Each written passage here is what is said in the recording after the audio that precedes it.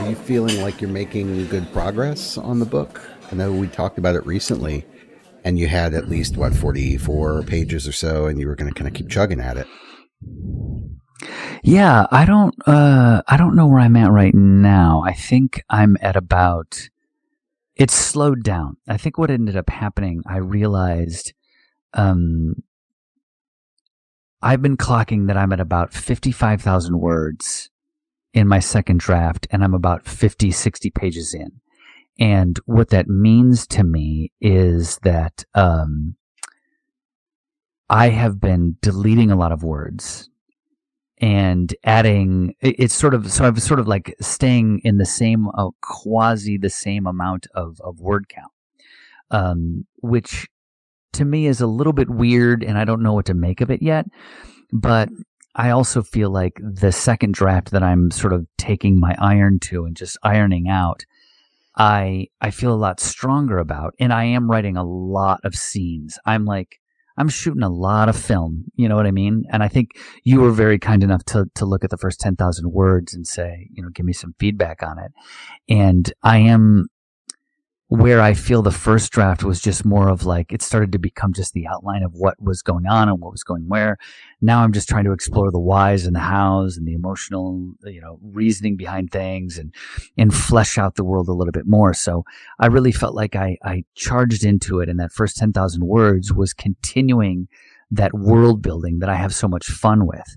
Now it's this sort of logistical thinking, now that I've gotten to, in my little crime novel, what the crime is. Now I have to coordinate all the things that I was thinking about. Where does this scene go? Well, who would be doing this at this time? What is this person going to be doing as a result of this action that I just had? So, and right. Exploring and discovering new things. And that's been very exciting, but I've deleted, I feel, almost as much as I've put in. So it's keeping me around 50 to 55,000 words. And, yeah. That makes sense. I mean, because the part that you let me read felt like there was a lot there that was color and texture and flavor and those sorts of things about the world, and that the forward action needed to really take hold sooner, and that, like, I'm not telling you anything you don't know, but it was really neat to see that as part of your process, because the first version that you had sent, which was your rough draft that really kind of started as a rough draft, but then quickly moved into an outline, so much so that I stopped reading it because I'm like, oh, he's outlining here. Like, I know I can't add value to this. It was nice to see the next version, that first 10,000 of the next version, even though it was predominantly world building. It was fun to see how fully realized that world is. And so you're going through this activity of really painting out the entire canvas, before you start diving into the meat of the conflict. And I was thinking about it, like, okay, if I'm Tim and I'm working on this book, what would I do here? I don't know that writing it in sequence is something that I could feel confident to do. I was thinking, and I'm not really recommending this to you, I'm just kind of thinking about, well, how would I do this? I think I would have to go write basically the climax first, because you've got that big kind of film noir reveal, right? The kind of Poirot thing that's going to happen where the protagonist, unearths everything and sort of lays it out for everyone and makes the accusation, right? I mean, that is a thing that you're working towards, right? Yeah. And so I feel like I would have to write that first, so that I know what the crime is, who did it, like here's what happened. And I know you've already worked through that stuff. Like, you probably know all that stuff.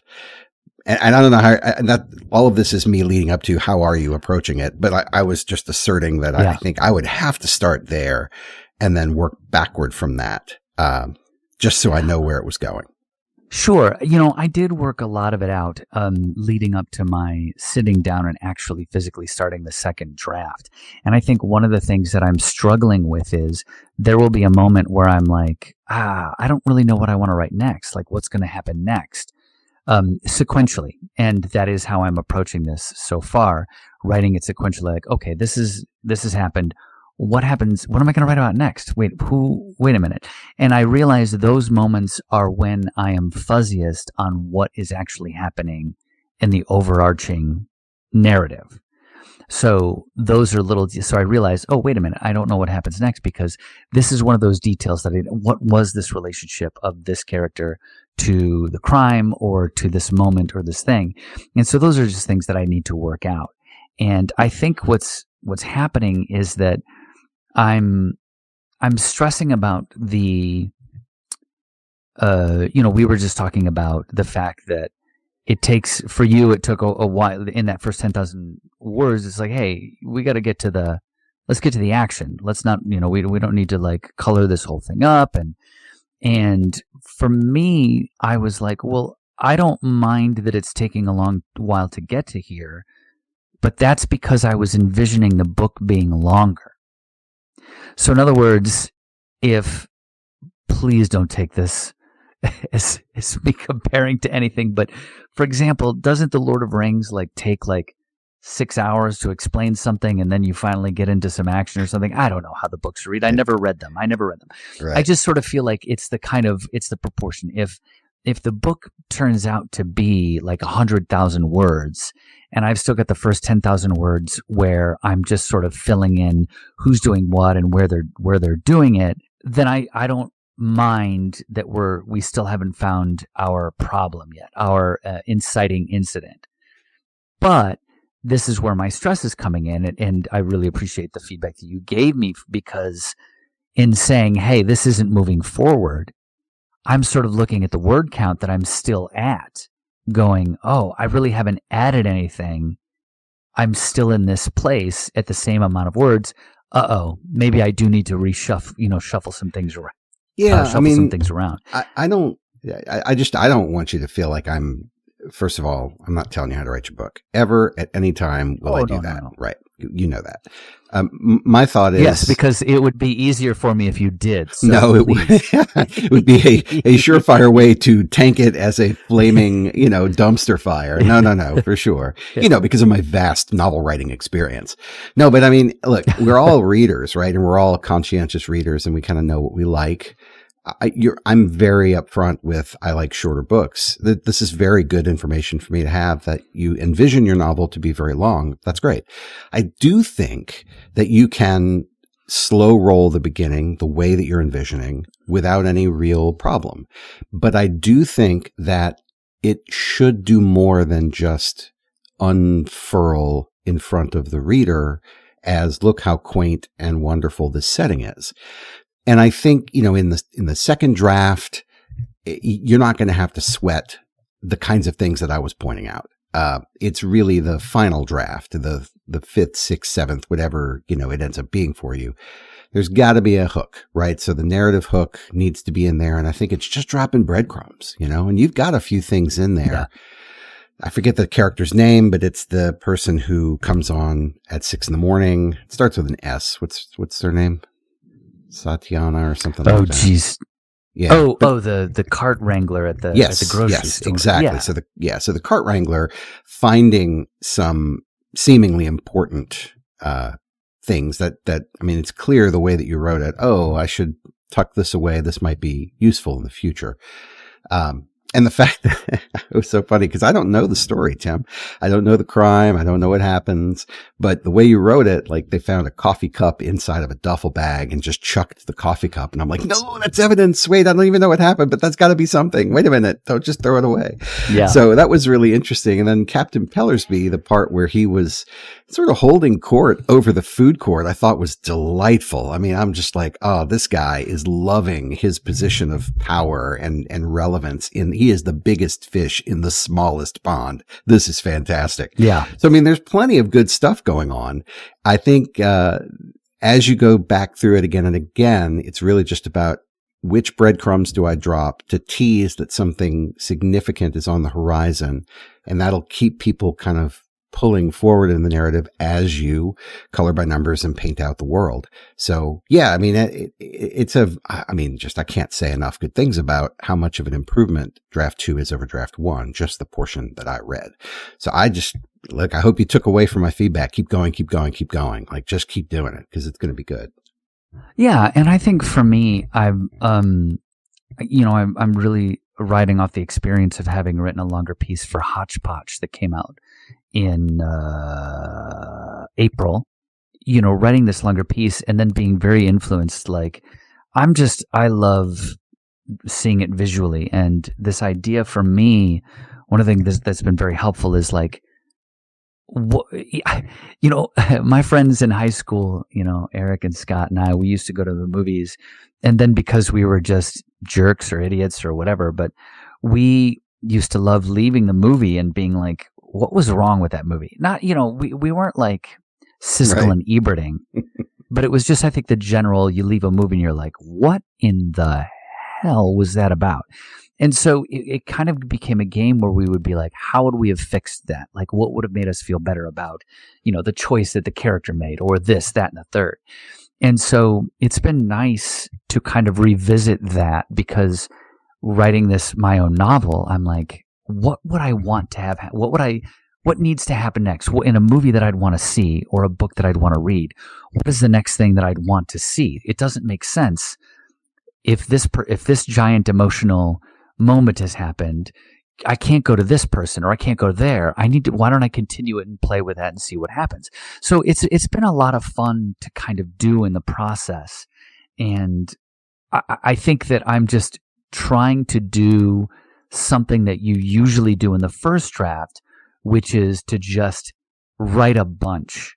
And I know that there's stuff that's going to be cut. And I think, since we're the Tiffin Writing Workshop, just trying to point something out that you mentioned about my first draft that I'm doing myself, and I might have already mentioned here in this space in the corner booth, is I finish a scene and then I write notes about the scene that I have. Like, I'm not calling them chapters, I'm calling them parts for right now, because I feel like chapters, this is my own personal thing, I feel like chapters are long things that have different parts, smaller parts in them.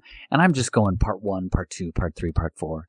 And at the end of each part, I'm writing notes to myself about, hey, here's a detail that I really think I need to think about and fix. And what's been helpful for that is I'm trying to go on a sort of 5 days of writing, and then the 6th day going back and fixing those notes. And that's been very, very helpful because it's in the text. I sometimes get nervous. When I first sat down to do this, the second draft, I had a split screen with the old draft and then a copy of the old draft that I just renamed as new draft. And then I was just sort of starting to work on that. And then I sort of realized 2 or 3 days into it, wait a minute, I'm not looking at the old draft at all. I'm just rewriting what's here. There's already stuff here. And that was a big relief because, as I've said before, in the past, when I've done second drafts, I just rewrite the whole thing referencing the old draft. So this was really, really, really, really great. All of my notes are in one document and they're in the book. And there are times when I highlight certain passages because I'm like, I think this is an important idea. Let's see if I need to go back to this and play with this. And then the other thing is I have one document, but that's the document that I talked about where I have all of my characters and I just started writing out who they are, what they want, and then also the major, the conflict, the major issue, the crime that has to be solved. So it's really, really been helpful for me as a writer. And I'm sure other people have, we all know the Post-it note thing off to the side or however you may do it. For me, it's very, very helpful after each part or chapter or however you want to call it, just to write those notes to myself, to reference, to go back and say, oh, you know what? That's right. I don't like that name. And boy, we should talk about names too. But the notes are very, very helpful. Yeah. And then you think about different ways to approach that work. Some people will plot out the entire story arc, and kind of use those Post-its up front to organize whole sections and then begin the writing process. What you're doing is writing almost by vibe coding, by instinct. And you're sort of saying, okay, well, here's what I think needs to come next. And then at the end of that, you're providing notes that give you either a new direction or something to come back and think about later. which is very, very useful. And you're like, all right, well, what's the next section?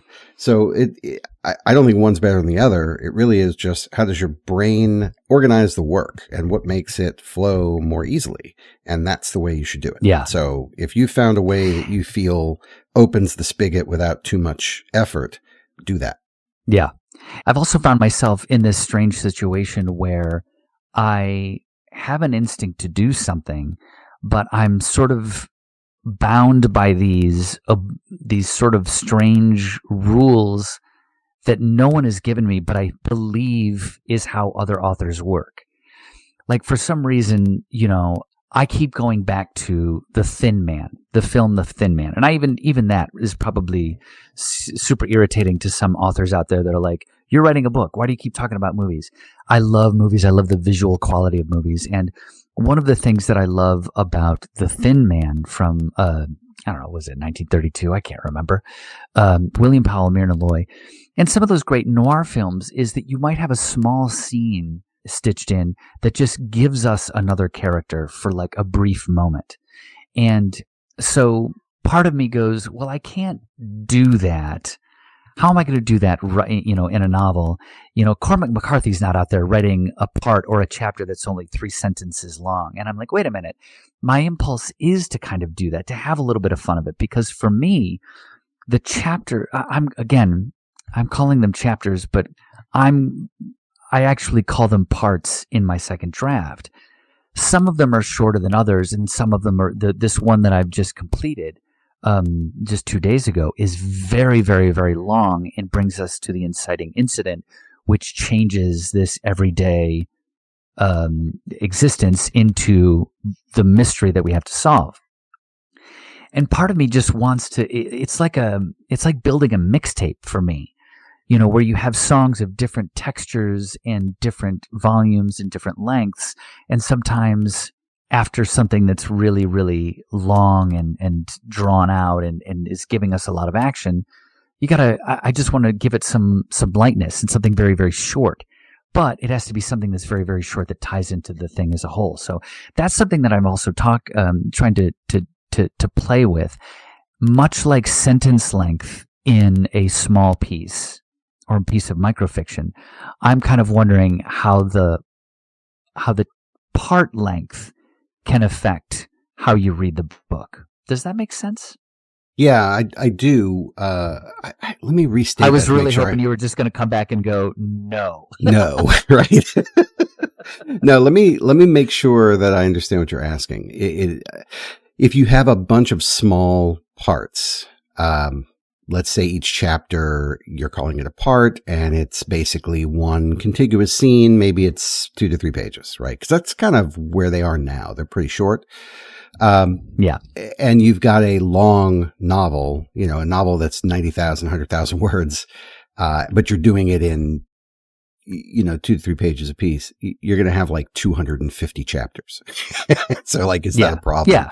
I don't think it's a problem, but at some point, feedback that you might get from beta readers would be, hey, why? And so as long as there's a justification for it, I think that makes sense. And even if you are organizing it into discrete small segments, you'll probably still find that you want to organize it into real parts where maybe each scene or sequence is a chapter, and that's a pretty short chapter, but that you're consolidating those chapters into larger parts. Part 1, the introduction of all the people, and also the inciting incident. And that might be the first 40 chapters, but it's part 1. And then part 2 is the crime is exposed.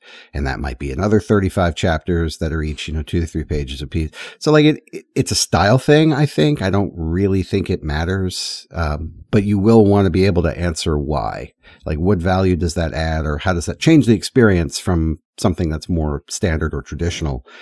But I don't think there's any rules that you can't do it that way, if that's what you want to do. So let's say I'm sitting in the office of Miss Simon and Mr. Schuster in this crazy world, and they're like, why? Is a shrug good enough of an answer for them, or do I have to come up with something serious? Did they give you an advance yet? Because if they've already given you the advance, I think the shrug is fine. Good call. Good call. Good call. You know?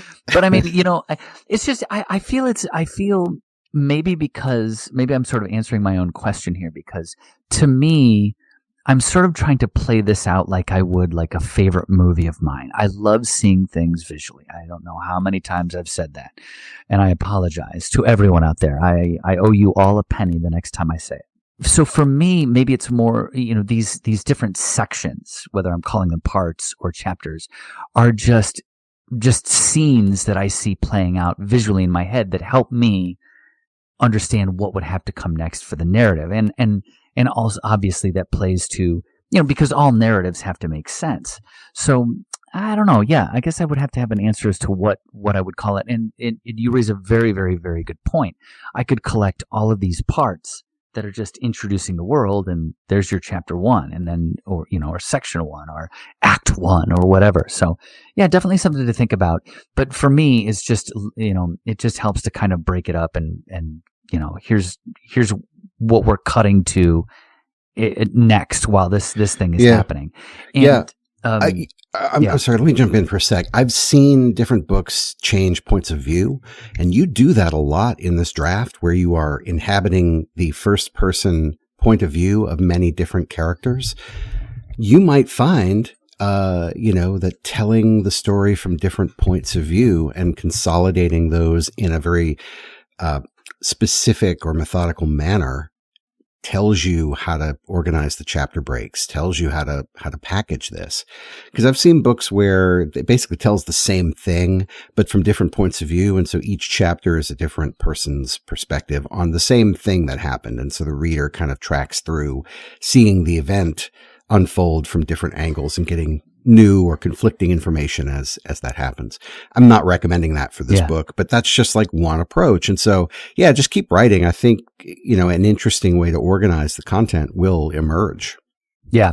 And part of me is also hoping, this is a big hope that, if I've written something that I really, really like, that's for some reason, I'm thinking a lot about photography right now.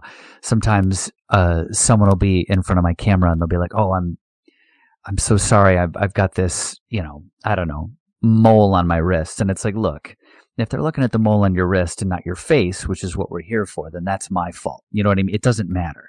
There are things that don't matter in the bigger picture, and maybe part versus chapter doesn't matter. But right. Again, maybe as I write, that thing will come out. Yeah. And to not worry about it at this stage, I think is the right thing to do. So you've made a decision how you're going to organize this draft, and you just stay consistent there. And then when you come back again after the thing is finished and you start going for round 3 and 4 and whatever, you may choose to make a fundamental change. And that is your right as the creator of that universe. So, just own that. Wear that championship belt. Yeah. Yes. Yeah. Yes. So I'll tell you, this is like night and day from the way that I'm approaching that screenplay that I'm working on, because I am not doing the equivalent of vibe coding and like getting in there and writing little pieces of it.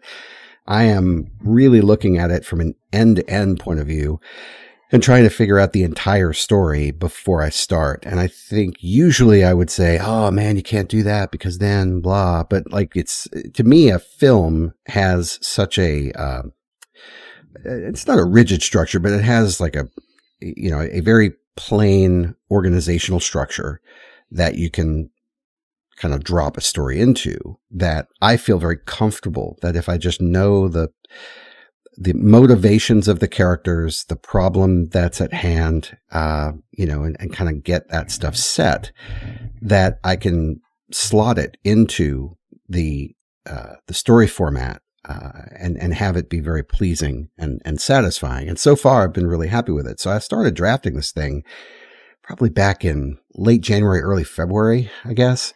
And by mid-February, I had a version with a selling pitch that I really wanted to start shopping around. I sent it to a couple of people, and they said they liked it. But then I came back to it. We talked about this, I think, in a recent episode, where I came back to it with a new monocle where I wanted to find tired tropes, and it was just filled with them. So I'm like, all right, well, I want to revisit this. I like some of what's happening, but we got to steer out of the skid here. We can't just make it, a plain Jane normal thing.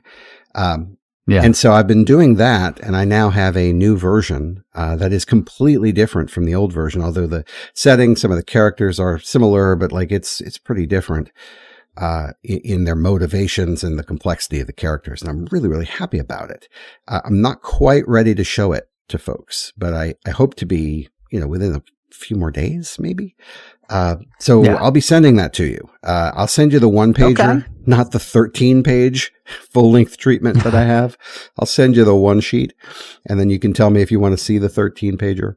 But yeah, I'm really happy with how it's going, because I now know enough about the story, the problem, how it ought to resolve, the character dilemmas. I know enough about all of that I'm now able to start seeing some of the changes and complications that come in Act 2, because that's always been my problem. Like I think my issue was I never knew enough about the characters or the problem that I could imagine what happened between minute 30 and minute 75, right? I just didn't know what happened in the middle of the movie. And so that was always my thing. Like I could set it up and I could think of a cool ending, and then I'm like, what goes in the middle? I have no idea. So it's just because I just never knew the people well enough or the problem well enough. But now that I know the people well enough, it's like, oh, well, in order to get to here, we have to have this, we got to go over here, we got to do this. And then I'm like, oh man, am I going to have enough time to do everything? And that's such a great problem to worry that I'm not going to have enough time to finish or enough time to kind of hit all the story beats that I need. So it's pretty cool. Well, I mean, if you don't have enough time, that's what sequels are for. Sure. I'm looking forward to seeing it. Send it. I'll take the 13-page. I don't care. Give me all of it. Okay. I'll send you both. And that way you can dip a toe in the water with the 1-pager. With the 1-pager and then get into the more detail. Yeah. Yeah. I was also thinking about one of the things that you mentioned in the notes, and just so that we could touch upon it a little bit. Man, I hate naming characters. I really do. And one of the things that I've done with this novel, I mean, a lot of times when I was writing science fiction, or when I do write science fiction, it's so easy to make a name up. You know what I mean? I think if I remember correctly, Donald Glover, who is Childish Gambino, got the name Childish Gambino as his musical alter ego from a Wu-Tang Clan name generator. And so, it's very easy in science fiction, or sometimes when you're picking names, to do that. But a long time ago, I had a friend of mine that I was in a bookstore with. I talked about this with you. I think I just texted this to you the other day. But to put it here, a friend of mine and I were at a bookstore, and he picked up a novel that had just been made into a movie. So, of course, the cover of the novel had the movie poster with the actor in it. I can't remember what it was, and he was just saying, he was like, I really hate the fact that whenever a book gets made into a movie, they put the movie poster on the cover, because I like to imagine who I like to imagine in the books. And, I don't want somebody telling me who is, playing the part of the lead, for example, or any of the other characters. And so that's always stuck with me. And I've always been interested in trying to get away with not really describing characters too much out of maybe what they're wearing, because I love that idea of having people being able to cast the book in their heads, so to speak. And so for this novel that I've been working on, there are like a ton of names, and I've just been sort of coming up with names. And the thing is, I've been more interested in writing the book itself than really thinking about the names. And I have discovered in my second draft, I pretty much hate all of the names that I have. So I'm working on that. I'm working on it. I mean, Madeline Tin, which is the main character in this book, that just was for me the inciting incident of writing this book. Was my partner Jen was in the kitchen, and she was like, "You know what? I can't find my Madeline tin." And sounds bougie, but she just really likes Madeleines. And that was like, what a great name! That's it. That's the name. Let's go from there. Let's see if we want to do that. And so, outside of that name, I've been like, these are stupid. I've been just trying to come up with names that don't give that don't place a person in someone's mind, that aren't very, sometimes I make a choice, like no disrespect if you're out there, but Chad to me, I like using for a very specific type of person. Usually someone that's on a boogie board and owns a tech company that's going to kill us all through environmental disaster. But otherwise it's just like other names. I'm just like, what am I going to call this person? What am I going to? And so, yeah, I think you mentioned that as well. You were like, I think some of these are reaching a little bit. Yeah. The interesting thing about like every name that you had was offbeat, I think is how I put it. And so it's not a name that you would see in the real world frequently, if ever. And I think if you do that a couple, 3 times, that's not a problem at all. But if you've got 20 to 25, which I think you do, new characters, and they each have an offbeat name, the cognitive load is just tough for me to remember who's who. And so, like one of the names that really stuck with me, was Captain Pellerby was dealing with, 2 different people who were both named Sam. And that worked really well because you called them the Sams, and like, I don't have to work maybe I'm just lazy, but I don't have to work very hard to remember that. And it's something that kind of tethers who that is and what their relationship is to Captain Pellersby. Like they're interchangeable, and he's sort of directing them like he would direct, people in the military or whatnot was my sense of it. Yeah. But yeah, I mean, there's a few ways you can go with it. I was wondering if you were allowing point of view characters to make up their own fantasy world, and that those names that you were expressing weren't actually the people's real names. It was just whoever was talking about them, what they called them. You know what I mean? So names can be whatever you need them to be. But I do think that, if you're going to make me as the reader work hard to remember a weird name, I just want it to pay off. So I'm not saying you can't do it or that you shouldn't do it, but it's got to have a reason. Yeah, that's all. So, there's a couple different things. I think I mentioned to you the thought of maybe heading back into like doing a Google search and being like, what are famous names from the 1880s? And just calling a bunch of people Eustace or something. Yeah. So who knows? No, I did the same thing. I actually did a Google search for the character that I am writing about in my screenplay. I think she was born in the 90s. And so I said, what was a popular girl's name in 1991? And I confirmed that what I had called her was actually something that someone from that time would be named. And her husband, I confirmed that as well. And they're kind of boring names. Like they're not super original, but they're very consistent with, what time frame they are from and who they represent. So I was comfortable with it. Yeah. I love the idea. I think the more I think about it, I'm trying to write a novel that's sort of something that you might find in an 80s Tim Burton vein. So something that's kind of weirdly out there that's not really placed in the real world. And so, I just landed on that. So I'm going to have to give that some thought, and maybe that'll help propel some of the book as well. So the way that Edward Scissorhands is like in hypercolor, and everything is it's exactly what I thought of. Yeah. No, I could totally see that. But then I think the question you have to ask yourself is, how do you signal that to the reader that that's what's happening, and signal it over and over and over again so that they really understand, okay, we're not trying to represent reality. We're trying to filter reality through this. Yeah. Yes. Yeah. So it's just fun to play with. And again, unfortunately, the second draft will be something that I think I would be able to give to beta readers to say, this is the novel. This is how it's going to work. And then I kind of feel like what's going to need to happen is drafts 3 or 4 are where I feel like I'm looking forward to doing the things like, what?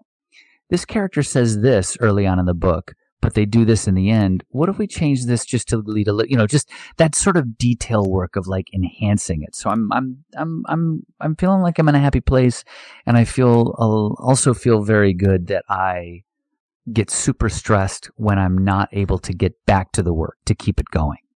Yeah, that's great. I mean, that means that your mind is eager to return to it, which means you're going to do it at full power, which is great.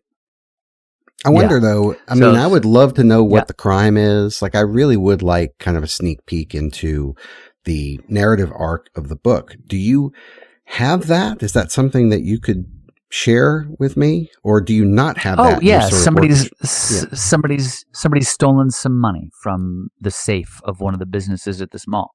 Yeah, oh, never mind. We're recording. Anyway, yes. Cool. Yes, I would love to know more about that at a later time. Yes. Somebody's stolen money from the Chess King, which is a store located in this mall. And, I'm playing with a bunch of ideas right now. Like, part of me wants to make it a very inconsequential amount of money because of what I want the book to do, what I want the folks in the book to do, and what I'm trying to speak to. But we'll see. We'll see. It's been a lot of fun, and I'm drawing a lot of influence from the Cornetto trilogy. So I love all of the dialogue of those Edgar Wright, Simon Pegg movies, and that's something that will either sink or swim, because I do know that some of my dialogue that I've been writing for the second draft, there's definitely that red flag is coming up, being like, all right, this is a little gratuitous. You can have your fun with this, but this is going to have to be one of those things that you have to cut later on. But anyway, so yeah, well, you did tell me that you were writing specifically overwriting in the number of words so that you could kind of trim back to the right, whatever that is. Yeah. And you've always said it's easier to cut than add. So I'd be exhausted writing that way, but I think for you that works, and keep doing it, because you definitely have a lot there that you can work with. And if you can just kind of trim it down to the tight muscle of the scene, then it's going to be that much better. So that's pretty cool. Yeah. Yeah. For me, the overwriting just becomes part of that improv background that I have, where it's just, you never know what's going to pop up unless you explore it. So through these scenes of dialogue, one of the characters might say something that I'm like, that's a good idea. I know what this was going to happen. Yeah, that's of course they would want that. Let's see where that alley is going to take us. So, been fun. But I'm hoping that when we come back to our next chapter of our own podcast, I'll have a lot more to talk about. And wouldn't it be nice if I even had the whole gosh darn thing second drafted? I mean, yeah, that would. If you're as motivated as you sound, and if we take as much time off as I would like, yes, you should have a full draft. Just for the folks out there, we do tend to do shorter seasons. They end up being, anywhere from 21 to 26 episodes, give or take. Since we come out weekly and have full-time jobs and significant others and many responsibilities, the hiatus is really important, especially as working writers, trying to kind of push our own work forward. We do need to take the break. And I'm really looking forward to the break because I'm on the cusp of feeling like a professional writer again. I know last year I actually had a paid gig, so I technically was a professional writer. But famously, we talked about that at the beginning of this season, and it was a big womp womp as far as accomplishment. I made a bunch of money, but none of the work actually made the light of day. So it was disheartening. So this season, I've been looking for what can I do to kind of push my own work forward and have something that I would really be proud of. And through the season, I stumbled on screenwriting, which is a very odd thing. But it's because it forces me to confront some of my shortcomings. I expressed earlier this season that my dialogue is only okay, and that I really need to get better at dialogue. There's no better way to get better at dialogue than either writing a play or writing a screenplay, right? Because it's so much dialogue. Yeah. So I leaned into that hard, and I'm like, all right, well, let me pick a medium where I have to do that, and I'm going to get better at it, darn it. The other thing is I've always had a hard time seeing plotting from end to end. And I really dove into the idea of, okay, well, a screenplay format has a plotting device that you can follow, and it's not paint by numbers or color by numbers. You have to tell a good story. You have to have interesting people. You have to have a compelling conflict. So you don't get to skip over all of the stuff that you have to do just because there's a format, but the format helps you organize it.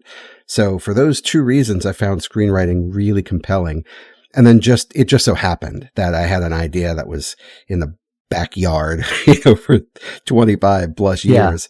And then I got, a wild hair and started working on it. So it's been a really good, learning season for me. And I'm hopeful that I can come back, for the start of chapter 7, when we kick this back off, and have something substantial done. Like I feel really good about it. So that's what I'm going to use the hiatus for, is actually to write the screenplay.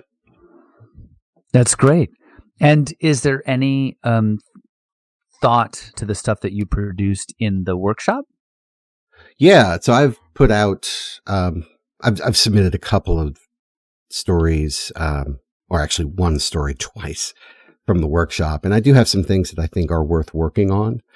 And I would like to pursue that because they are very short. And I think that I could, if I had a kind of a focused burst, I could get, one of those kind of ready to go in a week and then send that out and then burst on another one at a later time for a week and kind of get that revised and sent out. I mean, if you have something that's only 100, 200, 400 words long, you can kind of grind many, many versions of that throughout a week and get to a place where you're comfortable. But I don't have the intense desire to publish. It sounds stupid. I feel kind of stupid saying it out loud, but I just don't think enough of myself at this point to think that what I'm doing, needs to be out in the world. Like I'm not proud of what I'm writing. And I think it's because I'm kind of latched on to this other learning experience. I like to learn new things, and I learn by doing. And so when I, caught the wave back in like 2016, for whatever reason, the temperature of the water was right. And I said, I want to learn how to design board games. Like, I don't know where that even came from, but I pitched it to a couple of friends and said, I'm going to start a board game company. You want to start with me? And they both said yes. So I'm like, oh, shoot. Okay, cool. Well, I guess I better learn how to do this. So then I started diving into all these different podcasts and books and playing a lot of games and trying to design my own stuff and failing fast and fixing, fail and fix until it's good. And I learned through brute force how to design board games. And I am very comfortable saying I'm good at it now. So I feel like, having taken so much time off from writing, I almost had to start over when we started the show. And initially my work was to kind of make a decent show, So I was putting more work into the show than I was into my own work. You weren't. You were actually pushing hard on your own work. And I saw, your rise, really a logarithmic increase in your capacity and your publications and whatnot. And I'm so proud of you because you're just doing really, really good stuff. And so I'm like, okay. Shucks, man. Well, shucks. But I don't look at the success that you've had and your trajectory and go, man, I need to catch up to Tim. Like at all. I look at Tim and I'm like, look, hey man, Tim's reaching for the stratosphere. That's fantastic. I still can't write friggin' dialogue. So like, I guess I better go back to the, better Werner von Braun my ass and get back to the drawing board and figure out how to write dialogue. Sure. So that's where I am. It's like, I still feel like I want to tinker with the design of my rocket. You've already lit the fuse on yours. I'm still designing mine, but I'm fine with that. Like it's fine. I've got plenty of other things that keep me busy. And I enjoy doing the show. The show's a lot of fun. So I will get there eventually. When I feel like I'm writing something worth reading, I'll put it out there, and if somebody wants to read it, then great. And if not, then that's fine too. That's the important thing. It's following what really drives you creatively, and I think I sometimes joke with you about this, about the Tiffin and writing workshop, that it's, writing is just one thing in myriad ways of creative outlet. And for you, the gaming thing is so interesting to me, and your success with the football game, breakaway football. Yes, the success of that is just great, and that's something I think is very, very, very important to also say. Is I tend to go on social media and get a serious case of FOMO when I see folks publishing. And publishing as much as they do, or winning awards, or getting to the top. And I'm just like, I got to do that. I got to do that. I got to do that. But, ever since that interview we had with Eric Scott Tryon, whose new book, I'm the Undertow, is out and available. when he was saying that he really doesn't let something out of the house unless he feels it's 100%. And I know that there are a ton of pieces that I've left out of the house because I'm more interested in getting published than having something that I feel like, yeah, that's the thing that I wanted to say. Yeah. That's the voice and the style that I want people to know is mine. And so that's really kind of, it's good and bad for good and bad reasons. Now I'm like, is this ready? And I don't want to get too caught up in like, well, I need it to be 100%. Maybe there can be like a 98% somewhere, or a 95% somewhere. That's because sometimes you just have to know, and you have to be like, look, this is where this piece is. This is good. Why don't we just call this a day? Yeah. So it's been really nice because it's helped me to focus more on work that I have and not be so. I think it was just for myself to be like, look, I can do it. I am a published author. I've got stuff out there. But sometimes I've definitely felt like there's work that I have out there that I'm just like, oh, well. Yeah. I remember, there have been things that have been accepted when I had the brain blast of how to do, there might have been a small segment of a short story that I realized, oh, I know what I can fix. And then suddenly, hey, we like this. We're going to publish it. And it's like, oh, well, shit. Right. Well, no, that's a great point. I remember being in the headspace that you just described when I first got out of my MFA degree, and I had submitted one of the stories from really the best story from my thesis, and it got published. And I felt like I was riding high, and I was like an addict. I wanted that sensation again immediately, put it in a needle and inject it in my arm.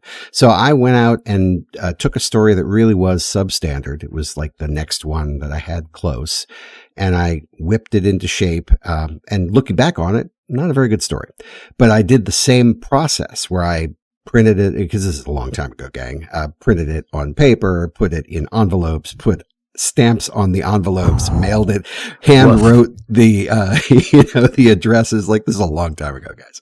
But yeah, just blasted it out to like 50 places and got 50 rejections over the course of like 3 months. And I was crestfallen because I felt like, oh, did I get lucky with the first one? Can I repeat this? Yeah. Like, I just didn't know. Yeah.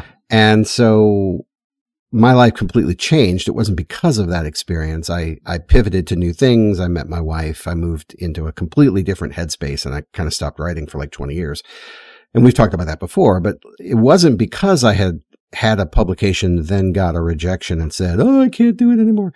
It wasn't, but I remember that sensation of, oh, I gotta double down. I gotta triple down. I gotta keep this going because I need another hit, just one more taste, that kind of thing. It really felt like a drug at that point.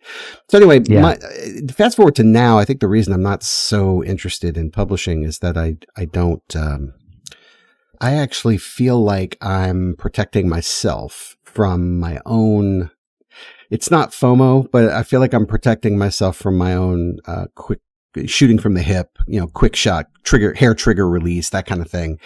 Cause I'll write something and I'll feel like it's great and I'll want to send it out immediately. And even if I let it sit for a day, I tend to still have that kind of glow of having just written it and feeling good about what its potential is. And I can't see how ugly the baby is. I can only see how beautiful its potential is. Right. So, so I'm really trying to save myself from myself, in that sense that I need to have a lot of time between writing something and feeling comfortable sending it out. And so that might be what's at work here. Yeah.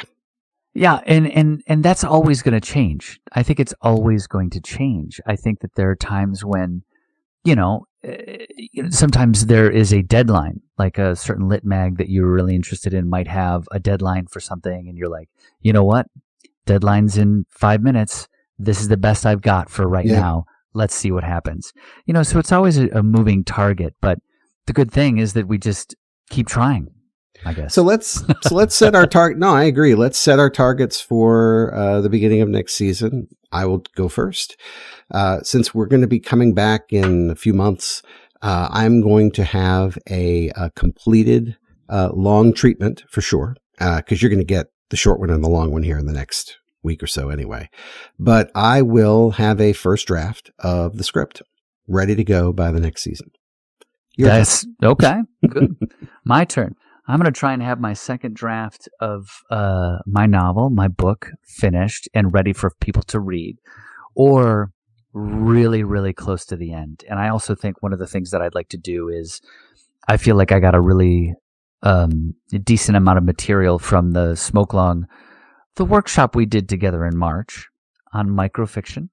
And so I'm kind of like trying to figure out how I can get another chapbook put together. So the focus is on the novel, but of course I will be trying to work on some shorter pieces as well. So yeah, I'm looking forward to it. That sounds fantastic. So everybody out there, thank you for joining us for Chapter 6. We're closing that off, and be sure to come back for Chapter 7 when we come back after our hiatus.